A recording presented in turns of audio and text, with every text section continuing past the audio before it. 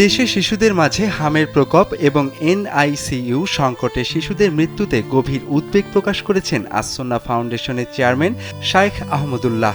সোমবার রাতে নিজের ভেরিফাইড ফেসবুক পেজে দেয়া এক স্ট্যাটাসে তিনি অভিভাবকদের প্রতি জরুরি সতর্কবার্তা প্রদান করেন। তিনি বলেন, সরকারি হাসপাতালগুলোতে শিশুদের জরুরি চিকিৎসার সুবিধা অত্যন্ত অপ্রতুল। সামান্য অসুস্থতাতেই রোগীদের ঢাকায় ছুটে আসতে হয়, যা দেশের স্বাস্থ্য খাতের এক করুণ চিত্র।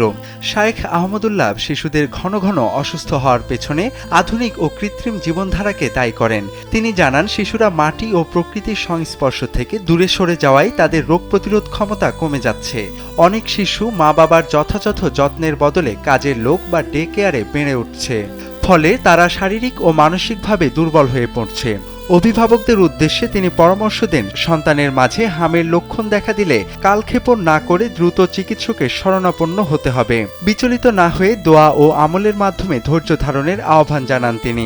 একই সঙ্গে শিশুদের পুষ্টিকর খাবার নিশ্চিত করা এবং বিজাতীয় অপসংস্কৃতি পরিহার করে ধর্মীয় মূল্যবোধের চর্চায় গুরুত্ব দেওয়ার কথা বলেন এই ধর্মীয় ব্যক্তিত্ব।